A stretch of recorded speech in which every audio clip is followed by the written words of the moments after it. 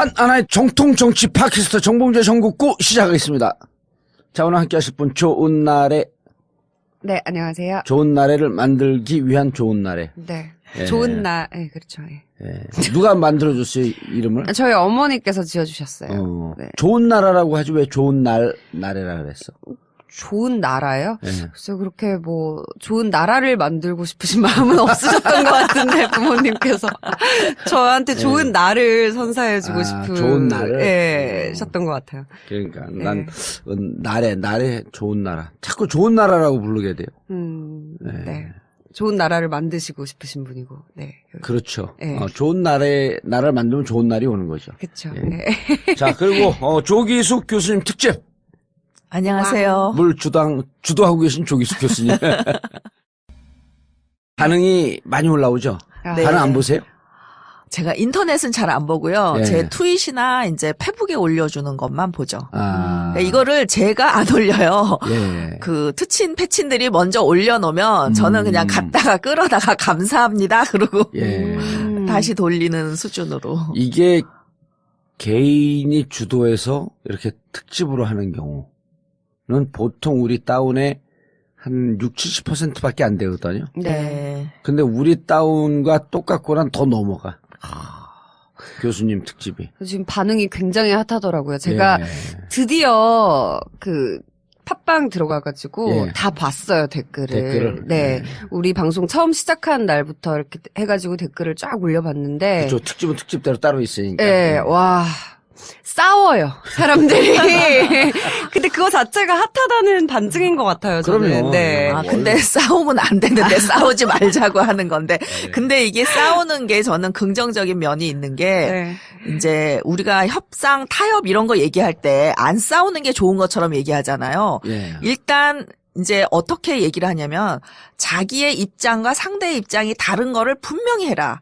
그러니까 분명히 서로 다른 걸 알아야 거기서부터 이제 타협과 협상이 이루어지는 거거든요. 예. 근데 우리는 왜 갈등을 좀 이렇게 죄악시하잖아요. 우리 그렇죠. 유교 문화 자체가 하모니 이렇게 조화를 중시하잖아요. 그래서 이렇게 갈등을 드러내지 않고 늘 속으로 삼켰어요. 이러니까 엉뚱한 곳에서 싸워. 근데 왜 싸우는지도 몰라. 예. 그리고 좀 쪽팔리잖아요. 자기가 뭘 이런 이익을 원한다라고 말하는 게. 예. 근데 이제 서양식의 이 소통 이론과 이 협상 이론은 네. 그 싸움이 일단 시작이다. 그래서 일단 서로 다른 점을 드러내 놓고 그 다음에 그러면 이러니 우리가 여기서 어떻게 타협을 하고 협상을 해야 되겠냐부터 이제 협상 전략이 나오거든요. 예. 그래서 싸우는 게 반드시 부정적인 건 아니고 일단 서로 다름을 드러내 놓고 예. 그래서 저더러 자꾸 왜 분열시키냐 이러는데 맞아요. 많더라고요. 드러내 놓고 그다음에 너는 이렇게 다르고 나는 이렇게 다르니까 우리 서로 여기에 대해선 얘기하지 말자. 우리 그냥 다른 거야. 이해해주고. 그건 또 화합할 수 없는 다름이야. 그렇죠. 그러면은 여기에서 그러면은 우리가 뭐를 어디까지 협의해서 같은 공통의 이익을 찾아내고 합의할 수 있을까? 예. 이걸 찾아보게 되거든요. 그러니까 쓸데없이 태도의 다름. 그 생각의 다름, 이상의 다름 이런 거 가지고 얘기하지 말자는 거죠. 예. 그러니까 당장 뭘 추구하고 어떤 이익을 나눠 가져야 되고 이런 걸 하려면은 일단 초기 분열은 피할 수 없는 거다. 제가 이거 끝나고 대선 끝나면요. 네. 협상책을 내고 싶어요. 예. 올해부터 제가 이제 굉장히 오랫동안 협상을 가르쳐 왔는데 대학에서 우리 사회 특히 정치권에서 특히나 이 분열하는 진보권에서 꼭 필요한 게 저는 이 협상 이론이 협상. 아닐까. 예. 예. 근데 협상 이론이 이제 이렇게 분열을 시켜놓고 이거를 이제 화합하기 위한 네. 협상 이론을 알려드리면 이게 분열이 필수적인 과정이구나. 타협과 화해를 위한 그걸 아실 것 같아요. 근데 교수님은 이제 그걸 논리적으로 말씀하셨잖아요. 예. 저는 이제 정치를 하는 입장에서 예. 피부로 체감하는 거거든, 저런 거를. 저는, 네. 무척 제가 공격적이고 잘 싸울 것 같은데, 사실 잘 안 싸우려고 노력을 해요. 그 집에서도 집사람하고 거의 안 싸웁니다. 저는 한 번 싸우면, 그리고 싸우고자 마음을 먹으면 완전히 죽을 때까지 물어뜯어야 돼요. 어떡해. 그러니까 웬만해갖고 안 싸워요. 안 싸워요. 네. 안 싸우려고 늘 노력하고, 그 사람하고 저하고 일단 다른 걸 인정을 하고, 그 사람이 다른데 정말 불합리하게 막 어거지 부리는 거는 뭐 살짝살짝 건드리면서 얘기를 하는데 네. 저 사람이 이걸 꼭 바꾸기 싫다. 하는 지점들이 있잖아요. 네, 그건 전 죽어도 안 건드려요. 아, 굉장히 현명하신 거예요. 아니, 그러니까 지금 정말요. 외부자들 하잖아요. 네. 그럼 전혁 의원과 안영환 의원은 네. 전직 한나라당 출신들 아니에요. 네. 그리고 전혁 의원 같은 경우는 한 칼 하고. 그러니까 전혁 의원도 그런 게 몸에 좀 배 있는 것 같더라고. 외부자들이라고 하는 지금 공통 운명 속에 있는 거거든요. 그러니까 여기서 불필요하게 자꾸 싸울 필요가 없다라고 하는 것 때문에 서로 그런 건 안 건드려. 근데 적당히 건드리면서 예를 들어 사드 배치 이런 거 갖고 내가 목숨을 다 걸 이유는 없거든. 아, 뭐 난 이렇게 주장하는데 넌 이렇게 주장하냐? 그러면 좀 우당탕탕 하다가 아니 넌 거기서 안 바뀌는 거. 난 여기서 안 바뀌는 거. 그럼 서로 더 이상 안 들어가죠. 그러니까 무척 편해 서로 또. 그리고 적절한 수준에서 친해지고. 근데 이게 진보진영 사람들 보면은 만날 때마다 싸워요. 만날 때마다. 그 결론도 없어. 또 술 먹으면 어깨동무하고 가. 아, 그러면 좋은 거예요. 술 먹고 어깨 동무하면 아니 근데 좋은 집에 건데. 가고 댓글로 또 싸워. 또 싸워. 근데 이제 승복이 안 되는 거지. 승복이 안 되는 합리적으로 거죠. 이게 예. 되지 않았기 때문에. 그래서 우리가 남을 바꿀 수는 없다. 맞아요. 그래서 차이를 서로 드러내서 아는 게 중요하기 때문에 제가 자꾸 분열시킨다고 생각하지 말고 내재돼 있던 분열을 겉으로 드러냈다.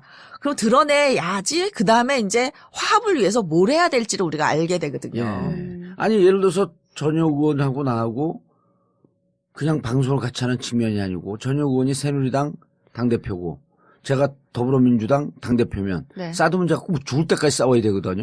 그거 왜냐하면 당의 철학이 부딪힌 거기 때문에. 그렇죠. 근데 방송하면서 그거 갖고 목숨 걸 이유가 없거든. 아니 그리고 그래서 민주주의를 하는 거예요. 그러니까 민주주의는 뭐냐면 열심히 토론하면 옳은 답이 찾아진다고 절대 믿지 않아요. 민주주의는. 그러니까 뭐냐면 민주주의는 서로 생각이 다르기 때문에 기본적으로 다른 답을 가지고 있다고 가정해요. 아. 그러니까 이번에는 다수파인 니네가 이겨. 그 니네 맘대로 해봐. 그래서 정권을 잡으면 자기네 맘대로 내각도 꾸리고 7,000명 고위공직자 임명도 하고 하는 이유가 그러네. 정답이 아니기 때문에 그래 예. 이번엔 우리가 졌어. 국민의 선택을 못 받았어. 그러니까 우리가 이번엔 쉴게. 우리가 이번엔 그러네. 그래서 민주주의를 하는 거거든요. 예. 그러니까 니네 잘못하면 다음에 우리가 할게.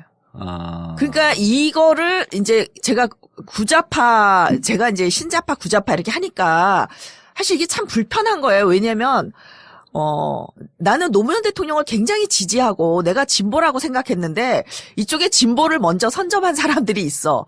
그리고 이 사람들이 니네는 진보도 아니야. 여기 끼지 마. 너네는 개량주의자야. 막 이러니까 자기 정체성에 헷갈렸던 거예요. 예. 근데 이제 제가 그 사람들은 구자파고 이제 노무현을 따랐던 사람들은 신자파다. 이게 문화적 진보가 더 중요한 사람이 신자파다. 이런 얘기를 하니까 이 사람들이 드디어 자기 정체성을 찾은 거예요. 아, 신자파 얘기를 많이 해요, 요즘. 네, 그래가지고 이 사람들이 눈물을 흘리면서 저한테 와서 막 너무 감사하다. 내 정체성을 찾아줘서. 그러니까 왜냐면 나는 진보라고 하는 틀 속에 같이 있었던 거거든. 네, 그러니까 저들은 진보니까 나는 다르니까 난 보수인가?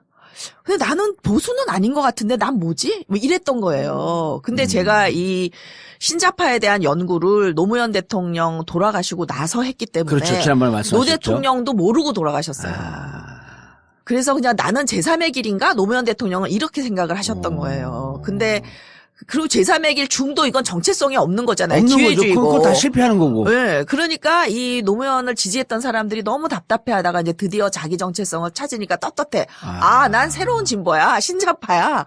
이렇게 되니까 상대적으로 그동안 진보를 독점했던 구자파들이 너무 화가 나는 거예요. 어디서 이상한 교수가 하나 나와가지고 우리를 구로 몰고 자기네가 새로운 진보 신자파라고 하는 거야. 막 이러는 거예요. 그러니까 굉장히 불편해 하는데 그분들도 뭐 구자파가 아니다 그러면은 그중에 일부는 다시 신자파로 오면 될 거 아니야. 그렇죠, 그렇죠. 그러니까 이분들도 그러니까 구자파가 나쁜 게 아니라 경제적으로 평등을 추구하는 거거든요. 근데 여기서 문화적인 거를 변화시키면 얼마든지 신자파가 될 수 있는 거거든요. 그러면은 신자파와 구자파가 만날 곳이 있고 또 신자파도 경제 문제엔 별로 관심이 없는데 지금은 너무나 양극화와 흑수저 문제가 심각하잖아요. 그러니까 경제 민주화를 굉장히 신자파들이 많이 주장한다고요. 그렇죠. 그리고 솔직히 신자파가요. 구자파 중에 핵심이 누구냐면 노동자예요. 육체 노동자. 특히 유럽이나 미국 같은 데에서는 이분들이 구자파의 핵심이거든요. 근데 이분들이 문화적으로는 보수적이에요. 지난번에도 얘기했지만 군대라든지 의사라든지 이렇게 사람의 목숨을 다루는 곳은 이렇게 보수적인 문화가 들어설 수밖에 위계 없다고. 질서가 있을 수밖에 있을 없고. 수밖에 없다 예. 그랬잖아요. 그러니까 그거를 옹호하는 건 아닌 게 왜냐면 누가 그러면 옹호하는 거냐 당신은 그거를 그러는데 군대도 그 의사 조직도 저는 더 민주화될 수 있다고 봐요. 그러나 가장 많은 조직 중에 가장 위계적으로 남아있을 거라고 봐. 왜 사람 목숨을 다루기 예. 때문에. 마찬가지로 이 육체 노동자들도요. 자칫하면 손가락 잘라주고 자칫하면 몸을 다치잖아요. 맞습니다. 그래서 문화가 되게 보수적이에요. 아하. 그래서 민주당 지지자 중에 특별히 노동자들이 자꾸 레이건한테 가고 트럼프에게 가고 하는 이유가요. 보수적 문화가 이미 있는 거예요. 이 DNA에 그러네. 뇌에 있는 거예요. 왜냐면 이게 자꾸 위험에 노출되는 사람은 이 두려움의 뇌가 발달하거든요. 근데 그 두려움의 뇌가 이 인간을 보수로 만드는 그 작용을 하거든요. 그러니까 위계 질서와 룰이 중요하다라고 강조하게 되면 예. 기본적으로 그것은 그 집단의 문화, 예. 그 다음에 아주 좀 강력한 이런 질서를 잡아야 될 필요성. 예. 근데 이제 노가다라 그러잖아요. 이른바. 예. 노가다 가면 그 질서 의식이 무척 엄격해요. 그렇죠. 십자한테 왜냐면 덤볐다간 죽이는 거예요, 그냥. 그럼요. 왜냐면 이 사람들은 사고니까 그게 곧. 흉기들을 다 들고 예. 있거든요. 그러니까 그거를 자유롭게 놔둬서 아이씨 화난다고 무기 하나 들고 누구 하다 보면은 죽을 수도 있고 사람이. 그러면 뭐 장난치다가 뭐 예, 예. 골반 한 대 때릴 걸 망치 한 대 툭툭 때리고 그래서 안녕하세요 그러면 칼로 푹 찌르고 놀고 아우. 그럴 순 없는 거 아니야. 그렇죠. 아유. 그래서 이제 이 21세기에 어. 그 화이트 칼라랑 블루 칼라랑 옛날엔 다 한 편이었거든요. 20세기에는. 예. 근데 이게 자꾸 이제 갈라지는 게 그런 문화적 차이 때문에 그러니까 사람들이 도대체 왜 이렇게 문화적 차이가 나는지를 몰라서 그 아직까지 제가 이런 논문을 본 적은 없어요. 왜 네. 화이트 칼라와 블루 칼라가 나눠지는지. 근데 제가 이제 의사나 군대나 이런 걸 보니까 딱 이 생각이 든 거예요. 그러네. 아니 저도 이해가 되는 게 네. 같은 노동자라고 하더라도 21세기 서비스 산업이 발달되면서 예. 그러니까 생산 현장의 노동자들과 서비스 현장의 노동자들이 틀리거든요. 예, 서비스 예. 현장의 노동자들이 훨씬 리버럴해요. 예, 예. 그리고 서비스 현장의 노동자들이 훨씬 더 이런 위계 질서나 이런 거로부터 자유롭고. 거부감이 심하죠. 예, 예. 그러니까 이쪽에 보면은 우리 그 미건스 할 때도 보면 이런 서비스 측에 종사하는 사람들이 꽤 많아요. 그리고 자영업 하는 사람들. 그러고 보니까 그게 근데 저는 대학 때부터 약간 신자파였었나 봐요.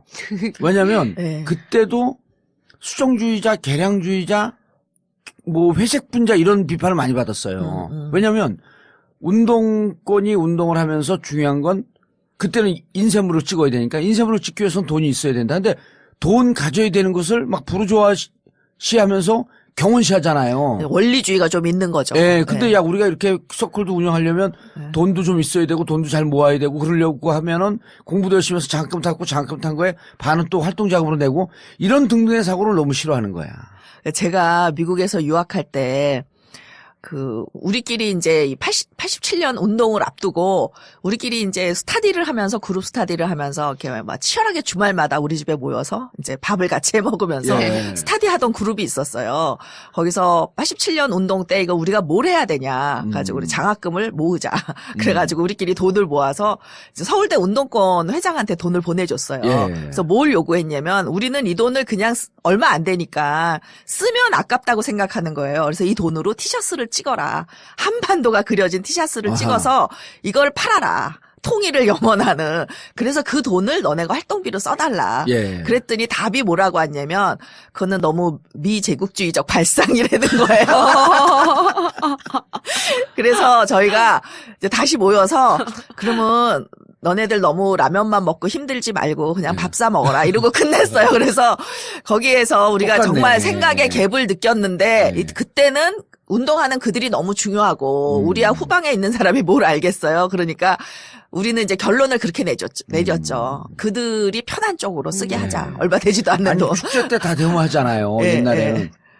한쪽에서 데모할 때 저는 뭐를 했냐면 몇몇 후배들을 데리고 귤을 3개씩 묶어갖고 예. 축제 오는 학생들한테 그 귤을 팔았어요. 예. 그래서 그 돈을 모아서 데모할 때 활동 자금으로 써야 된다. 해야 된다고. 예. 근데 돈을 모아갖고 줬더니 안 받아요. 이런 활동하면 안 된다는 거예요. 근데 그 친구들 지금 다 대기업 다니다가 아마 일본 찍은 친구들도 있고 그러겠죠. 이 바닥에 끝까지 살아남아 있는 건 저밖에 없어요. 그러니까 유연한 사람은 오히려 배신을 안 하고 살아남을 수 있는데 원리주의였던 사람들이 김문수. 보면은 김문수, 이재호 이런 사람들이 헷가닥 바뀌는 게 극과 극이 통한다 그러잖아요. 그러니까 그것도 저는 뇌와 관련이 있다고 봐요. 전두엽의 유시민편에 따르면 전두엽의 이상이 생긴 생리 현상이지 이거 사상적으로 설명하면 안 된다는 그러니까 거예요. 이게 최근에 이제 뇌과학에 대한 다양한 연구 결과를 보면요. 사람들이 자기 입으로 나는 여기에 찬성해라는 말을 하기 전에 이미 몸으로 이걸 스위치를 누르라 그러냐면요. 그 질문을 듣기도 전에 뇌가 이미 답을 이미 하고 있어서 스위치를 그냥 본능적으로 누른다는 거 아니에요. 선언적 판단. 예. 그래서 어떻게 보면은 또 뇌는 일부 타고나잖아요. 그러니까 진보 보수는 타고나면서. 그러니까 이 또 전두엽 구조에 차이가 있다 그러더라고요. 그다음에 이제 학습, 환경에 의한 학습에 의해서 이렇게 만들어지는 것 같아요. 그래서 어쨌든 그런 거를 우리가 바꾸려고 하지 말고 왜냐면 좀 그렇잖아요. 내 결정론자의 입장에서 보면 바꾸려는 노력이 너무 힘드니까. 선천적 요인과 후천적 요인이 적절하게 결합돼서. 조합이 돼서. 자, 그래도 재밌어요. 이게 벌써 5번째 들어왔어요. 왕따 이론이.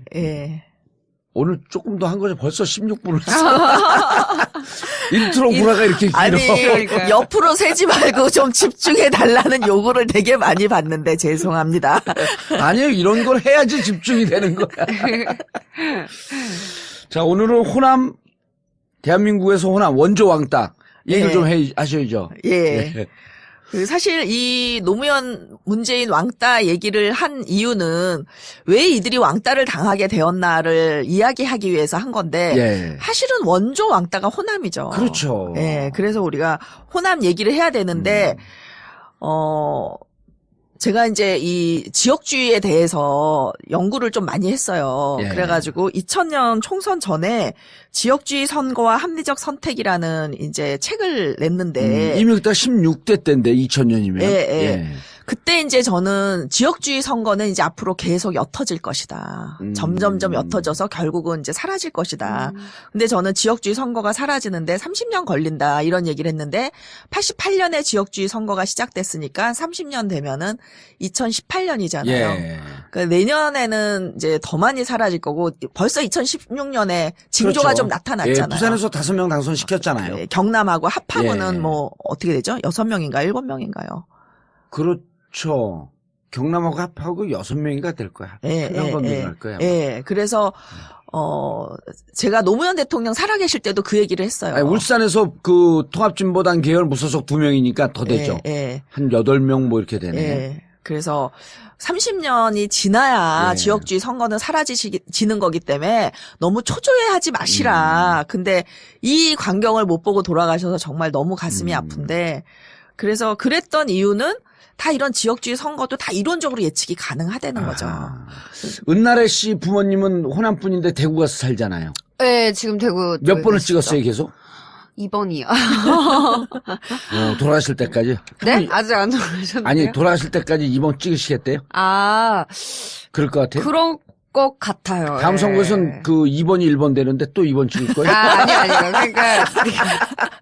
그런 게 아니라, 그럴 것 같더라고요. 근데 이제 왜 제가 30년 걸린다 노무현 대통령에게 그랬냐면은, 사람이 20대 때 또는 30대 때 최초의 투표를 하잖아요. 그러면 그 투표를 변하기가 좀 힘들다는 거예요. 그래서 이제 20대, 30대는 그래도 여기 찍었다 저기 찍었다 좀 변할 수 있어. 근데 이게 이제 한 40대 정도 되면은 절대 안 변한다는 거예요. 그래서 많은 정치인들이 특히 민주당이 뭔가 우리가 양극화를 위해서 이렇게 진보적인 정책을 내면 그 어르신들이 우리를 찍어주겠지 생각하는데 절대 아니라는 거죠. 그러니까 왜냐면 이렇게 한 10년, 20년 이렇게 찍다 보면은 거기 그 정당과 내가 하나가 되기 때문에 내 정체성을 부정하는 일을 하지 않을 거라는 거예요. 그래서 그렇게 해봐야 소용이 없다. 오히려 이제 민주당을 지지하는 화이트 칼라나 중산층 표를 잃을 정도까지 가면 안 된다, 좌로. 왜냐면 어차피 저소득층이나 어르신들은 이제 저소득층은 특히 이 정보에 둔해요. 정보를 많이 못 받아요. 아하. 그렇기 때문에 빨갱이, 무슨 친북 이런 거에 많이 동원되지 이렇게 합리적으로 정책을 보고 투표하지 않거든요. 아. 그렇기 그래서 때문에 우리 지역도 저소득층에서 새누리당 옛날에 예, 예. 한나라당 1번이 예. 많이 나오는 이유가 그 예. 우리 막 이렇게 분석을 했었거든요. 그 사람들은 워너비를 향해서 투표를 한다. 그냥 자기가 되고 싶은 정당. 예, 예, 예. 마치 새누리당이 되면 부자가 될 것 같고 예, 자기도 여유롭게 잘 살 것 같고 예. 이렇게 분석했는데 그게 아닐 가능성이 있네요. 그것도 없지는 않을 것 같은데 네. 왜냐하면 정체성에는 자기가 좋아하는 거랑 자기를 일치시키는 경향이 있기 일체감이 때문에 있죠. 그것도 전혀 틀린 말은 아닌데 20대들은 보면 근데 20대야말로 워너비를 보고 찍을 것 같잖아요. 예. 근데 20대는 압도적으로 민주당이거든요.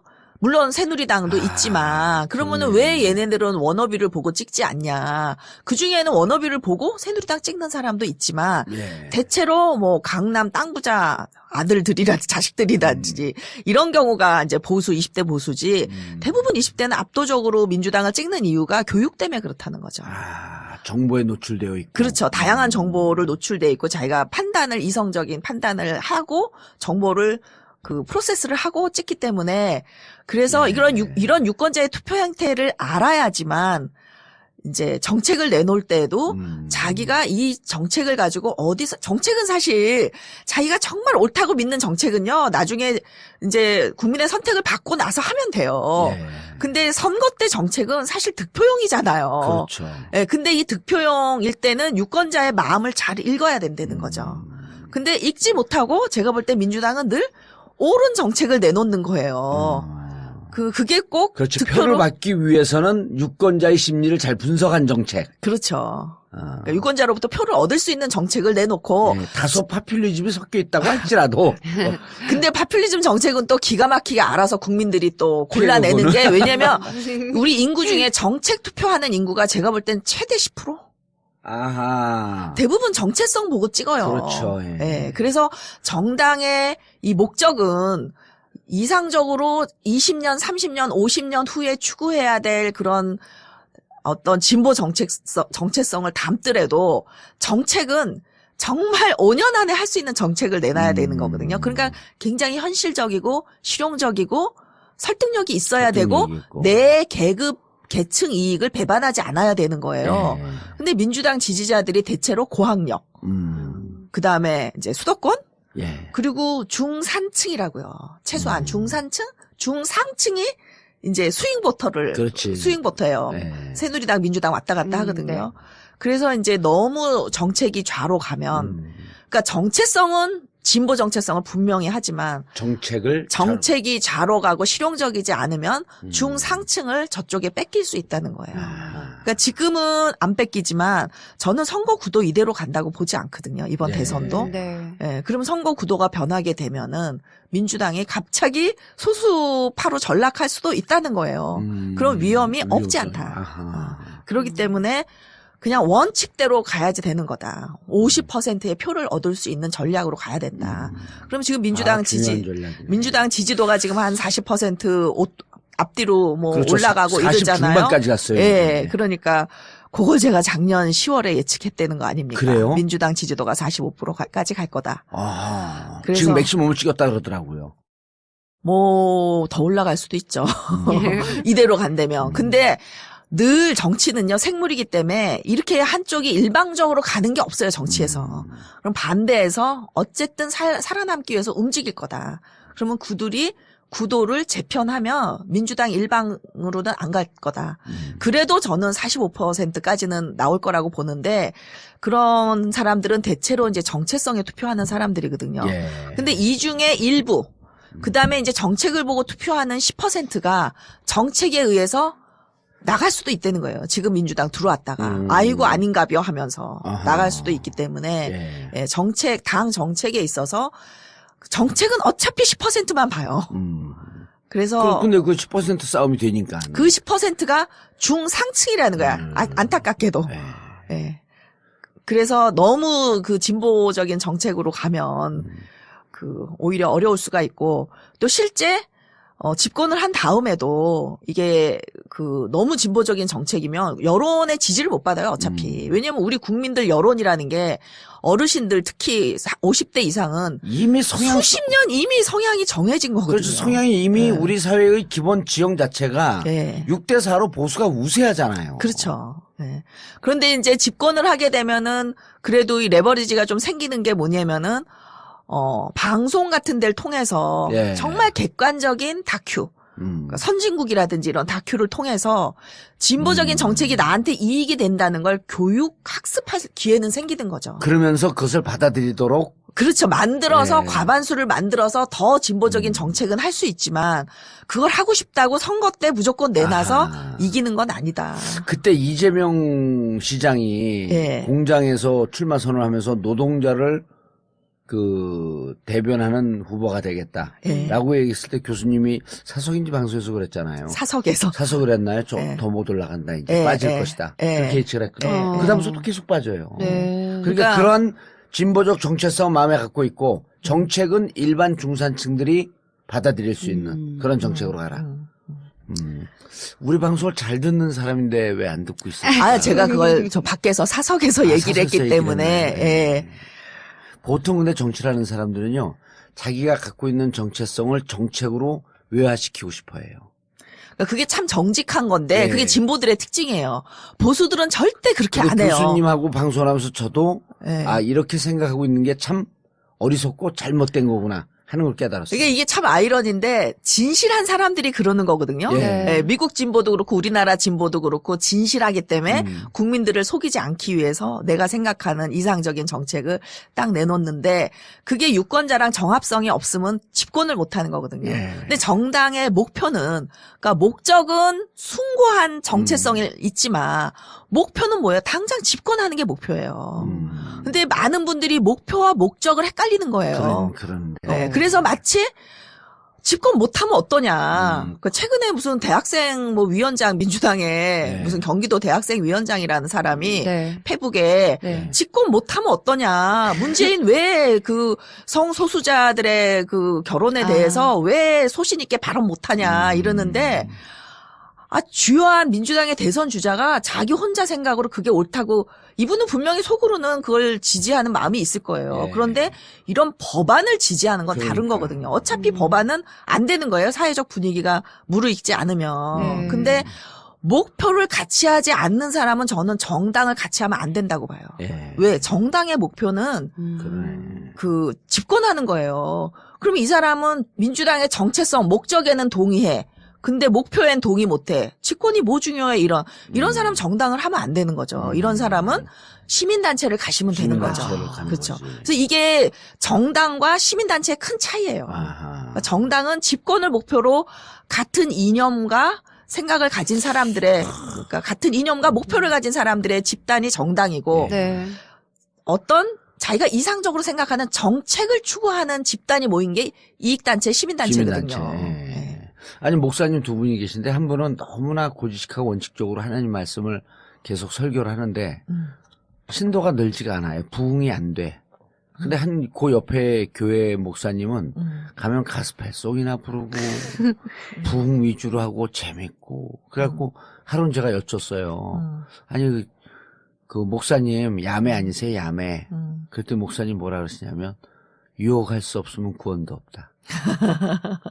우리 교회에 많은 사람이 들어와서 19마디 농담을 하다가 한마디 예수님 말씀을 듣고 그것을 갖고 가는 것이 중요하지 한마디 농담하고 9마디 얘기를 했는데 그 9마디가 하나도 남아있지 않는다면 이런 유혹이 되지 않고 이 교회에 오기 싫은데 무슨 구원이 있냐. 마찬가지로 정책도 사람들 마음을 쏙 잡을 수 있는 그렇죠. 선거에서 표와 주고받는 게 상품이에요. 정책은. 그렇죠. 그래서 이기고 이걸 운영할 수 있는 집행할 수 있는 힘을 갖고 있은 다음에 내 정체성을 실현해가도 늦지 않은 거 아니에요. 그렇죠. 왜냐하면 그때는 여러 가지 수단이 생기니까. 그렇죠. 근데 이제 제가 정체성을 중심으로 한 정책을 내놔야 되겠다라고 하는 강박관념 오랫동안 잡고 있었거든요. 근데 제가 이제 박사학위 논문이 뭐냐면은 정당의 선거 전략, 어떻게 만들어지고 예. 이제 어떻게 하면 이기는 전략을 쓰느냐 하는 게 제 그 박사학위 논문이에요. 그 박사학위 논문을 갖다가 표절해서 제가 살짝 바꿔갖고 책으로 하나 내야겠네요. 표절을 동의해주면 그건 표절이 돼요, 안 돼요? 그게 학계에서 안 될 것 같아요. 왜냐면 제가 어쨌든 그 원저자니까.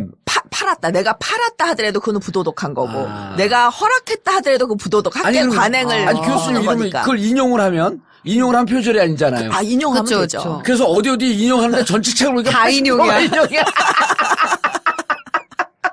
아니, 그거 다른 사람이 하면, 이거 표절하자는데 정봉주가 하면, 자신의 캐릭터에 맞겠어.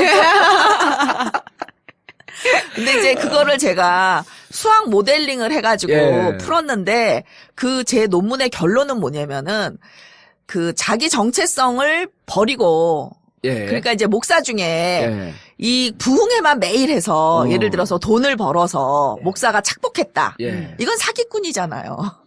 그렇죠. 그렇죠. 예. 그러니까 그런 걸 사기꾼이 그렇게 완전히 표를 위해서 국민에게 아부하는 파퓰리즘이죠. 예. 그것도 국민들이 알아본다는 거예요. 그래서 그것도 이기는 전략이 안 돼. 그래서 가장 이상적인 이기는 전략은 자기의 정체성과 그다음에 국민의 요구 중간 어디선가 타협을 하는 게 아하. 그게 이제 균형, 양쪽이 예. 딱 균형인 거예요. 그러면 박근혜는 탁월해. 야매로 살았는데 성공했잖아. 그렇죠. 그러니까 탄핵이 되는 거야. 그 균형점에서 이제 타협을 하는 건데 예. 이게 저는 전략으로 나온다는 거죠. 그러니까 지난 대선에 박근혜 그 출마 선언문이나 이런 전략을 보면 굉장히 뛰어났어요. 그러니까 근데 여기에는 저는 전문 전략군이 붙었지 최순실 박근혜 머리는 아니다라고 보는 게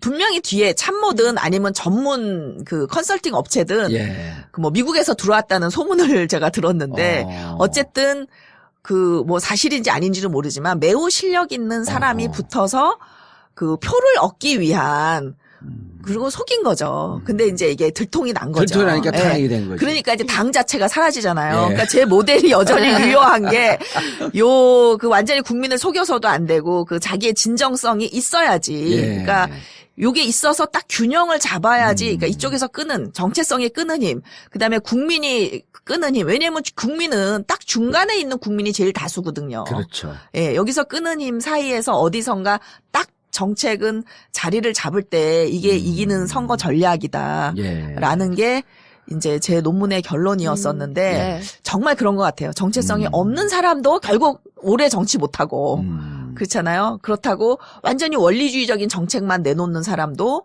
오래 못하고. 그렇죠. 예. 그러니까 그 두 가지가 다 있어야 된다. 예. 알겠습니다. 자, 가시죠. 호남. 근데 이제 이 지역주의 선거가 예. 많은 사람이 감정에 의한 거다라고 하는데 분명히 감정적인 면이 있어요. 예. 근데 저는 그런 감정은 지속되지 않는다는 거예요. 정치학에서. 아하. 정치에서. 그래서 예를 들면 모든 나라에 이 지역 감정이 있어요. 네. 그렇잖아요. 그렇죠. 예, 어디 가도 지역 감정이 없을 수가. 인간의 어떤 그 본능? 예. 그리고 자기 지역 사람 만나면 사투리만 들어도 굉장히 정겹잖아요. 맞아요. 아니, 그게요. 신뢰가 가고. 유럽 리그, 그러니까 영국 리그, 스페인 리그, 독일 리그 이런 데도 가잖아요.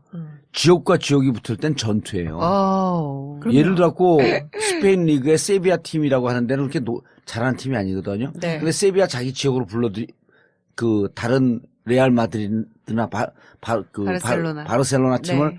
세비야로 불러들이잖아요. 거의 이겨요. 이 자기 지역에서 발휘하는 거기가 지역주의가 무척 센 데거든요.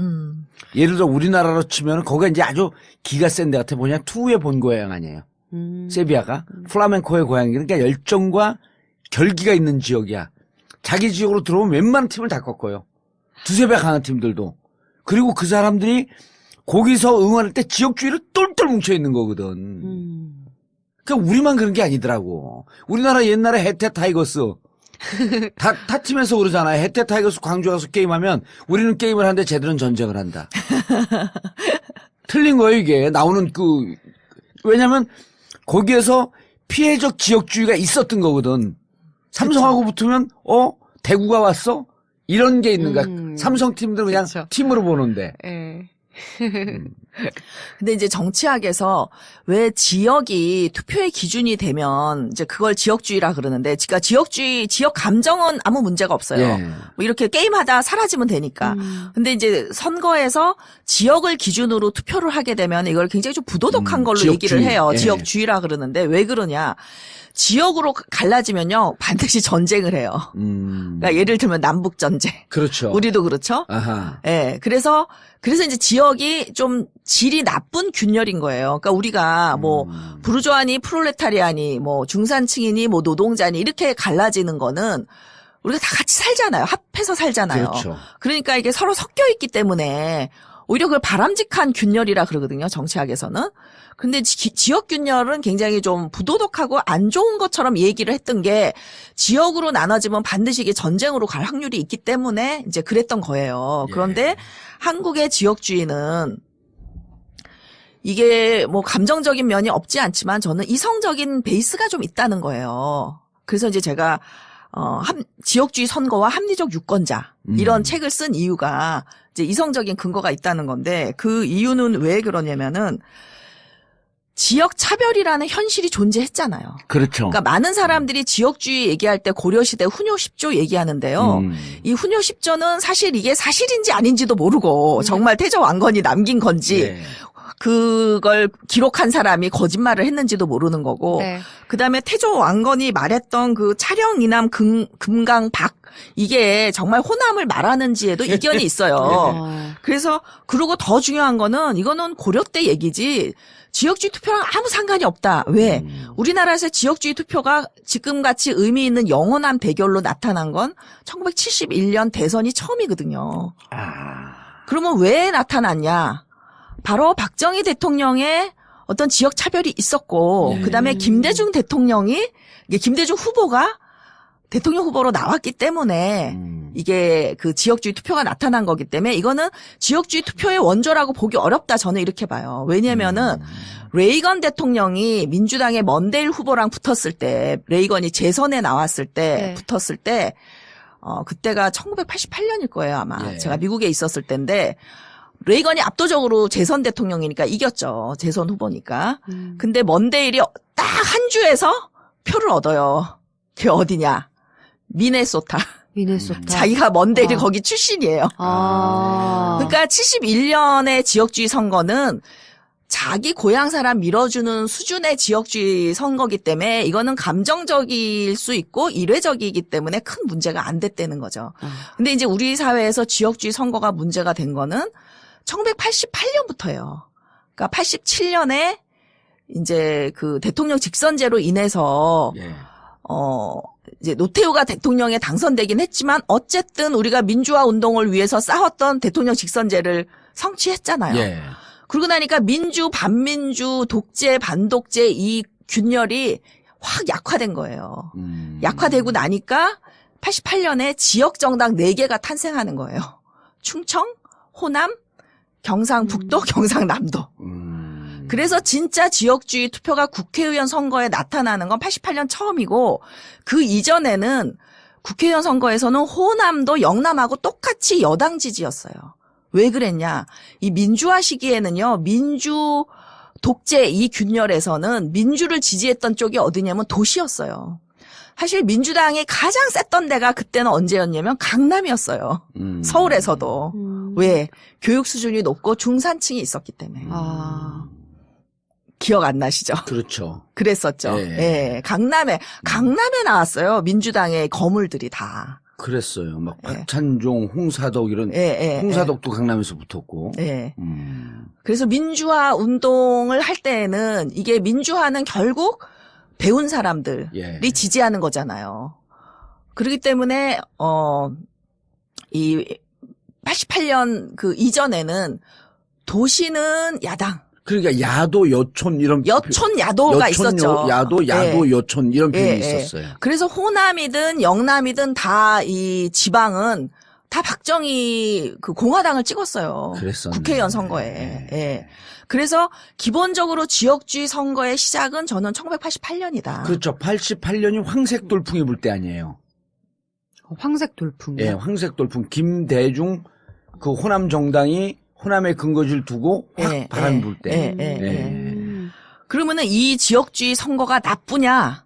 저는 나쁘지 않다는 거예요. 나쁘지 않을 뿐만 아니라 비대칭성이 있다라는 주장을 제가 했는데 이 지역주의 선거의 비대칭성 이런 논문을 제가 썼는데 그 네. 뭐냐면 영남 지역주의 투표와 호남 지역주의 투표가 다르다는 거예요. 행태가. 근데 이제 이거를 다른 학자들은 뭐라고 주장했냐면 저항적 지역주의, 패권적 지역주의. 그 영남의 지역주의는 패권적 지역주의고 이제 호남의 지역주의는 저항적 지역주의라는 거죠. 근데 이제 저는 이런 가치를 집어넣지 않은 어떤 얘기를 했냐면은 그 지역주의 투표의 행태가 다른데 이제 그 정치학이나 사회학에서 가장 중요한 변수가 뭐냐면 교육 수준이에요. 그 교육 수준이 이 뇌와 관련이 있고 예. 그 사람의 인지 발달과 민주주의가 매우 밀접하다 그러거든요. 그래서 보면은 호남은 교육 수준이 높을수록 민주당을 지지해요. 그때 당시에는 민주당이었나? 평민당. 평민당. 네, 평민당을 지지하고 영남은 교육 수준이 높을수록 똑같이 평민당을 지지해요. 그러니까 그 말은 뭐냐면 교육 수준이 높을수록 호남은 지역주의 투표를 하고 영남은 교육 수준이 낮을수록 지역주의 투표를 하는 거죠. 교육 수준이 높으면 반지역주의 투표를 하고 영남에서. 그렇죠. 예. 그러니까 평민당을 찍으니까. 그렇죠. 그래서 결국은 영남의 지역주의 투표는 상당히 감정적인 면이 많고 그리고 이건 두려움의 투표다. 그러니까 이성적인 면이 있다면 뭐냐면 호남의 대통령이 집권해서 우리 영남을 역차별하면 어떡하지 하는 두려움의 투표다. 그래서 이제 그 어떤 이성적인 그라운드가 없는 건 아니죠. 그 두려움이 있으니까. 그렇지만 이게 합리화하기는 어렵다 하는 면에서 이제 비대칭성이 있다 그랬는데 제가 2000년 책을 쓸 때 왜 지역주의가 완화될 것이다라고 썼냐면은 네. 김대중 대통령이 당선됨으로써 이제 지역 차별에 대한 한이 풀린 거예요. 한이 풀리면은 이 지역주의는 이 지역 차별로부터 온 저항적인 거거든요. 그렇죠. 근데 이 목표를 완성하면 한이 풀리기 때문에 완화될 수밖에 없다는 거예요. 근데 이제 제가 95년도에 정치학회에서 이런 논문을 발표한 적이 있는데 그 DJP가 이 지역주의 투표에 이제 지역 차별을 어떻게 극복할 거냐. 예. 저는 차별받는 지역이 연대해서 정권을 획득하면 지역 차별도 없어지고 지역주의 투표도 없어진다. 그러니까 예. 지역주의 투표를 사람들이 막 나쁘다고 비난을 하니까 이게 왜 나쁘냐. 누군가가 지역 차별을 해서 국민들은 거기에 대한 반발로 생긴 건데 아니 지역 차별 당하는 사람이 자기 지도자를 찍는 게 뭐가 나쁘냐. 이건 예. 합리적인 거다.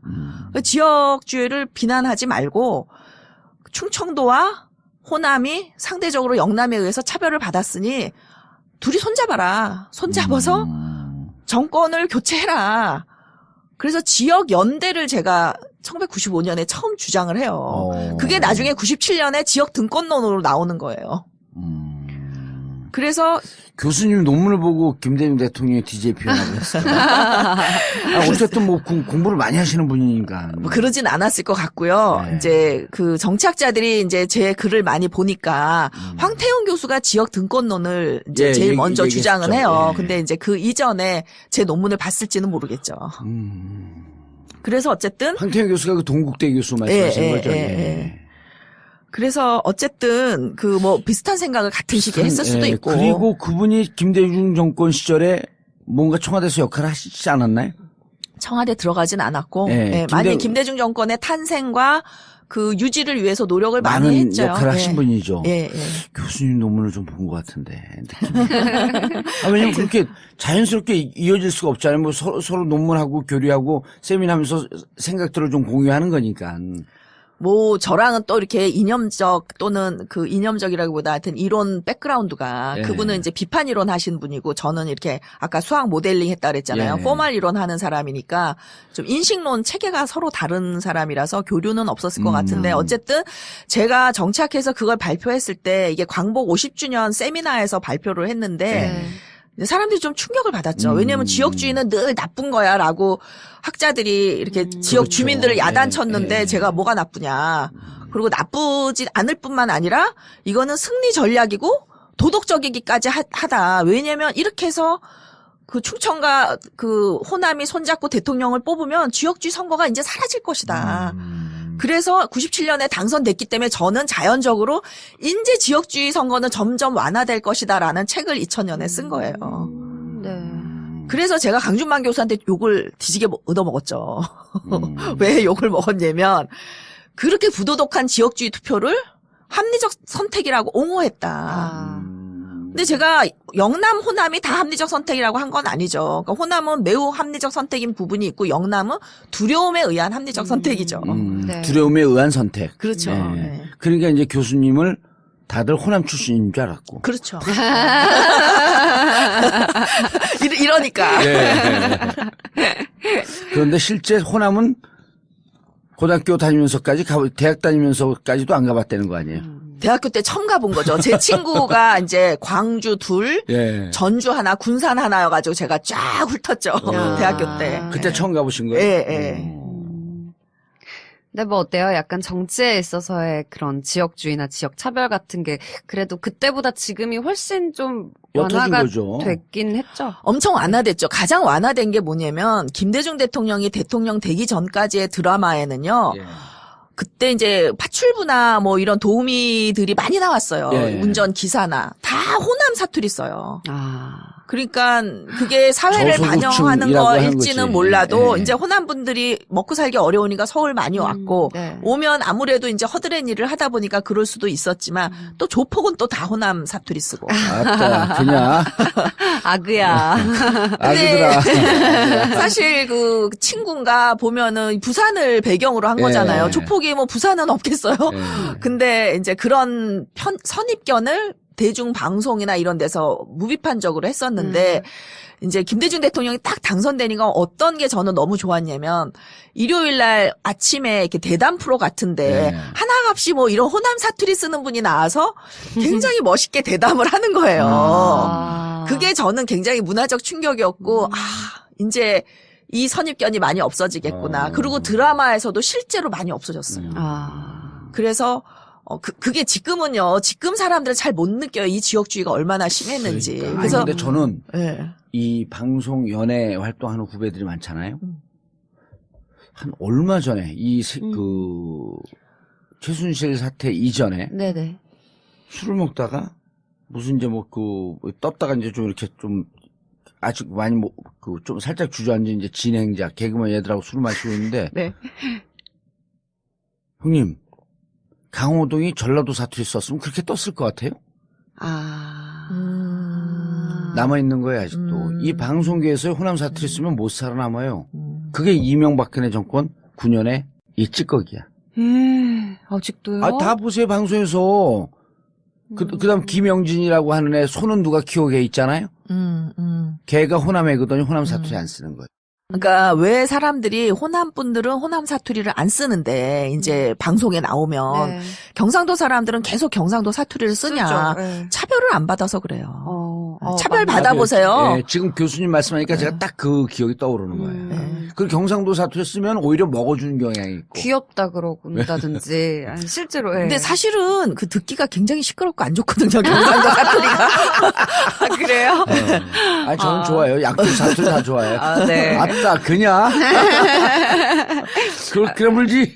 근데 좀 말씀 들으니까 저도 생각이 나는 게 저희 어머니가 이제 고등학교를 마치고 서울에 올라오셨었어요. 네. 아가씨 때. 네. 근데, 얘기를 들어보니까 그 호남 사투리를 안 쓰려고 엄청 예. 노력을 했다고 하시더라고요. 그게 좀 차별받으니까. 이미지가 되게 그럼요. 그런 게 차별받으니까. 있었다 그러더라고요. 근데 호남 사투리가 얼마나 귀여워요. 경상도 사투리 귀여운데 4살짜리 애가 4살인가 5살짜리 애가 광주에서 올라왔는데 서울에서 이제 아파트 친척집에 들리러 왔거든요. 네. 2층인가 3층인가 그런데 밖에서 애들이 놀이터에서 막 떠들잖아요. 그리고 이 조그만 5살짜리가 다른 애들이 떠들고 노니까 네. 조용히 못하냐? 애들 막 뭔가 하고 또 노는데 5살짜리가 팔꿈을 허리에다 딱 쥐더니 너희들 축구 잡냐? 귀엽네. 그러잖아요. 그러니까 어디 사투리든 다 괜찮아. 그 맞아요. 토속적이고 자기 표준말인데 그게. 그럼요. 네. 근데 이제 이 지역주의가 굉장히 원초적인 감정이기 때문에 굉장히 전근대적인 균열이라고 생각했어요. 많은 학자들이. 그래서 이제 점점 근대화되면 이게 사라진다라고 생각했는데 근대화와 함께 서구에서도 지역주의 투표가 막 나타나는 거예요. 그래서 이제 그 연구를 제가 좀 찾아봤더니 딱 똑같아요. 우리나라랑. 뭐냐. 일단 지역 차별이 인재나 그 지역 개발에서 지역 차별이 존재해요. 그러니까 다수 정당이 특정 지역을 소수 그 지역을 차별하는 거예요. 그런데 거기에 차별했다고만 해서 지역주의가 생기지 않아요. 거기에 자기 지역을 대표할 수 있는 선수가 생겨. 그러면 요게 이제 카탈리스트라 그러죠. 그러니까 이게 기폭제가 되는 거예요. 기폭제가 돼서 이 지역당 그러니까 뭐냐면 지역주의의 상징이 될 만한 후보가 생기고 인물이 나타나면 예. 그다음에 이제 유권자가 다른 쟁점 민주 반민주 이럴 때는요. 그게 안 나타났어요. 그 지역 균열이. 왜냐면 야당이 하나였잖아요. 왜냐면 그렇죠. 국민들이 이 독재랑 맞서 싸우려면 합쳐. 예. 그러니까 김대중, YSDJ 김영삼이 가 하나였었죠. 안 합칠 수가 없었어. 예. 근데 이제 대통령 직선제를 딱 하고 나니까 이제 서로 합쳤다가는 나는 대통령 해보지 못하겠다 이런 생각이 드니까 딱 찢어진 거잖아요. 갈라진 선거잖아요. 그래서 저는 이 민주화 87년 민주화의 그 진행이 88년 지역정당의 등장에 결정적인 영향을 미쳤다라고 생각을 하는 거예요. 이게 지금은 교과서처럼 쓰입니다. 예. 그랬는데 그래서 이제 2000년 총선에 실제로 제가 지역주의가 옅어질 거라 그랬잖아요. 예. 수도권 지역 투표가 없어져요. 그러니까 뭐냐면 호남 출신의 수도권에서 성공한 유권자들이 예. 더 이상 호남을 안 찍어요? 호남 그 민주당을 안 찍는 거예요. 그러니까 이탈한 새누리당으로 이탈하는 거예요. 그러니까 제 친구들을 봐도 예. 딱 그때 이탈해요. 2000년 총선부터. 예, 제가 지난 시간에 한번 얘기했잖아요. 그 예, 광주에서 의대를 졸업해서 창원인가 어디 가갖고 병원을 오픈하는 의사들. 네, 네. 그분들이 가보니까 20년, 30년, 40년 됐는데 이미 아주 고질적인 새누리당 골수 지지자가 돼 있는 거야. 호남 출신인데도. 그게 왜 그러냐면요. 고소득 층들은 예. 고학력이니까 지역주의 투표를 했는데 호남 출신들이 예. 했었는데 이제 김대중 대통령 되고 그러니까 그 다음에는 이제 어떻게 되냐면 특히 그때가 IMF 이후에 예, 그렇죠. 우리가 그렇죠. 이제 이후에. 먹고 살기 힘들어지면서 계층 갈등이 나타나기 시작할 때거든요. 그러니까 고소득 고학력 층들이 이제 계층 투표를 하는 거예요. 자기 이익에 지역 투표하니까 투표가 아니라 이제 자기 계층 이익에 투표를 하는 따른. 거죠. 아하. 네. 근데 요때부터 2000년에요. 이념이라는 게 진보니 보수니 하는 그게 이념이라는 생기기 게 시작하죠. 생기기 시작해요. 그래서 2002년에 노무현이 압도적으로 호남에서 그러니까 표가 그 표를 나오죠. 나오는데 많은 사람들이 이게 지역주의 투표라고 생각하는데 저는 100% 그렇지가 않다고 보는 거예요. 뭐냐면은 일부 지역주의 투표도 있죠. 왜? 민주당 후보니까. 네. 근데 그게 민주당 후보 그러니까 민주당이 호남에 기반을 두고 있기 때문에 찍는 호남 사람도 있지만 노무현이 진보적인 후보였잖아요. 그러니까 진보적이기 때문에 또 호남을 찍는 그 민주당을 찍는 사람들이 있는 거예요. 그래서 저는 이 2002년 대선에서 지역과 이념이 중첩됐다 이런 주장을 하는데 그 이유는 뭐냐면 호남이 영남보다 유권자들이 진보적이에요. 실제로. 실제 진보적이죠. 네, 예. 평균을 보면 진보적이에요. 저는 광주 민주화 항쟁의 학습 탓이다라고 보는데, 그러니까 학습 덕분이다. 탓이 아니죠.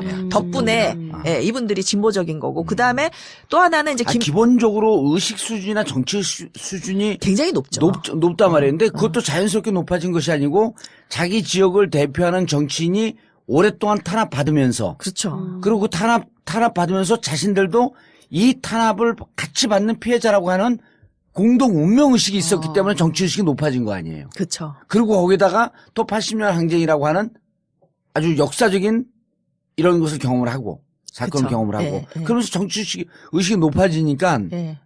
근데 거기다 이제 하나 덧붙이면은 그때만 해도요. 예. 지금도 거의 그런데 진보 보수를 나누는 핵심 쟁점이 뭐냐면요. 북한에 대해서 그 대북 정책을 강경 정책을 쓰느냐 아니면은 이렇게 포용 정책을 예. 쓰느냐의 차이로 진보 보수가 나눠지는데 김대중 대통령이 포용 정책을 썼기 때문에 호남 유권자들이 대다수가 진보가 되면서 포용 정책을 지지하게 됐기 때문에 네. 그래서 노무현 대통령에 대한 호남의 압도적인 지지가 반드시 지역주의 투표가 아니다. 그러니까 이대 어떤 교수가 TV에 나와서 이렇게 막 90 몇 프로가 호남이 민주당을 찍는 거 이거 이라크에서 후세인 찍는 거랑 뭐가 다르냐 이런 무식한 소리를 해가지고 그때 이대 홈페이지가 다운됐었어요. 근데 그거 진짜 무식한 소리죠. 근데 그분이 정의라 부정 입학을 도와준 분 아니에요? 근데 그분이 정치학자가 아니에요. 그러니까 진짜 우리나라는 이상한 게 정치학자가 아닌 사람이 어떻게 그렇게 무식한 발언을 TV에 나와서 할 수가 맞아요. 있는지. 저는 조국수 네. 교수님 그 방송하고 난 다음에 정치는 과학이다. 과학을 모르는 자가 정치를 아는 척하지 마라 그러니까 못하게 하지. 그래서 이 노무현 대통령은 어쨌든 자기가 진보적이어서든 민주당의 후보여서든 호남의 표를 가지고 당선됐기 때문에 호남에 감사하고 이 지역을 발전시켜야 된다는 데에서 굉장한 각오가 남달랐어요. 그런데 왜 호남 홀대론이 나와? 그러니까 그게 궁금하네요. 그래서 저도. 이제 특히 네. 그때 당시에 노 대통령이 후보 때 막 흔들렸잖아요. 예. 흔들리고 있을 때 제가요 그 노 대통령한테 후보직 내놓고 경선 다시 하라고 한 사람이에요. TV 토론에 나와서. 가지고 제가 노사부한테 막 까였거든요. 근데 저는 그거 외에는 해결책이 없다고 예. 봤고 다시 하면 저는 노무현이 이긴다고 봤어요. 그래서 이제 다시 하라 그랬는데 그러니까 당 내부의 탄핵 논이었었네 일종의. 그렇죠. 예. 근데 스스로 하라는 거였죠. 예. 그래서 이제 제가 요새 안희정 지사한테 쓴소리를 많이 하는데 안희정 지사가 지사 지지자들이 제가 문재인을 밀기 때문에 그런 얘기를 한다고 생각하는데 제가 노무현 대통령 때 했던 비판들을 들어보면 훨씬 셌다는 거죠, 이것보다. 그렇잖아요. 후보를 그러니까. 내놓고 경선 다시 하라 했으니까. 근데 노무현 대통령은 제가 당선의 1등 공신이라고 저더러 청와대 와서 책임지라고 했거든요. 예. 그러니까 보는 사람의 시각에 따라서 이렇게 달라질 수도 있다는 말씀을 드리고 왜냐면 제가 많이 까여서 요새. 개인의 풍모를 배울 필요가 있다. 그렇죠. 근데 뭐 그렇죠. 안희정 지사 자신이 그런 게 아니라 지지자들이 까는 거니까. 그쵸, 그쵸. 네. 예. 근데 대인의 풍모하면은 70억 분의 1인데 내가. 이렇게 깔때기가 좀 자주 나와줘야 또 이 정봉주의 전국. 아니 70억 분의 1이라는 표현이 내가 요즘 그럴까요? 내가 요즘 밀고 있는데 아 그래요? 처음 들었어요. 처음 저는. 들었죠. 예. 근데 딱 꽂히잖아. 네, 세계 최강 그러면 좀 재수 없는데 70억 분의 1 그러면은 이게 저기서 쓰는 표현이에요. UFC. 아 그래요. 예, 그 스포츠에서 아. 70억 분의 1의 사나이. 이게 네 전국구죠. 예. 네. 아니 근데 정치를 하면 제일 중요한 게 대인의 풍모예요. 그 옛날 공자맹자는 군자라 그랬잖아요. 이거를 가장 중요한 풍모 같아 내 보면. 그래서 그렇게 흔들릴 때, 예. 당내에서 흔들릴 때 선거 그때 금고에 열쇠도 안 줬잖아요. 당시 당 대표가. 그래서 이 후보 선대위를 띄울 수가 없는 상황에 그 선대위를 띄워요. 예. 그때 정동영, 추미애가 공동 선대위원장을 맡습니다. 아하. 근데 노 대통령이 정말 이 두 분에 대한 고마움을 말로 다 할 수가 없어요. 그러니까 분당이 된 이후에도 노 대통령이 추미애 의원 얘기를 하면서 못 데려고 와서 그 우동영, 자미애 하면 둘 다 입각시켰으면 너무 좋았을 텐데 굉장히 가슴 아프게 얘기를 하면서 눈물을 흘리셨어요. 그리고 사람을 보낸 것도 추미애 대표가 여기 와서 얘기를 했어요. 아, 그랬어요. 예, 예. 얘기를 했고 자기는 그러면서 그때 탄핵을 전적으로 밀어붙인 것은 당 영입 대상이었던 김종인 대표. 김종인 대표가 국정원 등등의 정보를 들어온 것처럼 얘기를 하면서 꼬마 민주당, 남아있던 민주당, 열린우리당이 아니라 그 민주당 어른들을 설득해서 그때부터 논조가, 당의 논조가 적극적으로 바뀌었다. 자기는 반대했다, 끝까지. 근데 그게 확인이 된 거예요. 그리고 탄핵을 했는데도 노무현 대통령이 광주 그 5월 항쟁 기념식 거기에서 딱 만났는데 자기는 노무현 대통령의 눈빛과 자기 눈빛이 교환되는 순간에 한참 쳐다보면서 자기한테 눈빛으로 다 알고 있다. 미안해하지 마라. 이렇게 받아들였다는 거예요. 그리고 그 와중에 사람을 몇 번을 보내갖고 그래서 그런 역사 얘기를 쭉 하시더라고.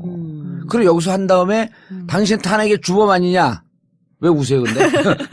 계속 우셔. 탄핵의 주범 아니냐? 나도 울라 그래. 그러면서, 당대표가 안 될 뻔 했는데 여기 와갖고 그 방송하고 시킴구시 끝나고 당대표가 된 거예요. 그 다음에 전화하니까 안 받대. 노무현 대통령 얘기하니까 우리 조기숙 교수님 계속 우셔. 예. 하여튼 이 정동영 의원, 추미애 의원에 대한 감사함이 사실은 대선 전날 그 위기를 부른 거죠. 그러니까 정몽준 씨가 자꾸 차기를 자기라고 지명해달라 그랬거든요. 그리고 이제 그 명동에서 마지막 유세할 때 연단에 오르니까 이제 대통령 정몽준, 그러니까 차기는 뭐 정몽준 이러면서 지지자들이 소리를 질렀나 봐요. 그랬더니 노 대통령이 또 못 참으시는 분이잖아요. 그렇죠. 앞서가지 마십시오. 우리 당에는 정동영과 추미애가 있습니다. 이러면서 올라오라 그러고 올라오라 그래서 막 손을 든 거예요. 거기서 이제 완전히 정몽준 씨가 열받은 거죠. 그래갖고 지지 포기 선언하면서 후원금이 10배로 팍 늘어버린 거 아니야. 저는 솔직히 노무현이 뜰 거라는 걸 제가 2000년 5월에 처음 얘기를 했는데 그때는요, 그 전날 그 정몽준이 그 지지 철회 선언을 했을 때에는 저는 이길 가능성이 그렇게 높다고 보지 않았어요, 사실. 그리고 그날 1시, 2시까지만 해도 엑시폴에서 지고 있다고 나왔죠. 지고 있다고 나왔기 때문에 제가요 또 펑펑 울어가지고 눈이 탱탱 부어가지고 방송에 나가고 그랬었는데 방송 끝나고 나오니까 그 출구조사에서 이겼다는 거예요. 그래서 정말 저는 기적이었거든요. 아니 1시 2시에 그때는 지금처럼 카카오톡도 없고 문자 있었거든요. 문자로 하고 그랬다고. 지고 있으니까 가서 투표하라 그러면서 그때부터 문자가 돈 거야. 그래서 어쨌든 노 대통령이 호남의 이 감사함을 갚아야 되고, 그리고 실제로 정의의 차원에서도 제가 지역주의 투표가 정의다라고 했던 이유도 정의의 차원에서도 이 발전되지 않은 호남을 국고를 쏟아부어서 발전시키는 게 너무 당연하지 않냐. 편차를 없애는 게 그 대통령이 할 일이다라는 생각을 가지고 계셨기 때문에 정말 신경을 써서 잘 하셨는데 왜 호남홀대론이 지금까지 나오냐 이거예요. 그 얘기를 이제 하려고 한 건데 이거 뭐 핵심은 다 같고 그래서 이 호남홀대론이 나오게 된 배경이 4가지인데 하나는 열린우리당 분당 하고 두 번째는 대북송금 특검 세 번째는 인사에서 차별당했다 하는 거 네 번째는 지역발전 뭐 해줬냐 이 4가지가 호남홀대론의 기본인데 다음 주에 할까요? 요거는 이제 여기서 이렇게 쫙 낚아야지 마지막에. 알겠습니다. 조기숙 교수님의 특집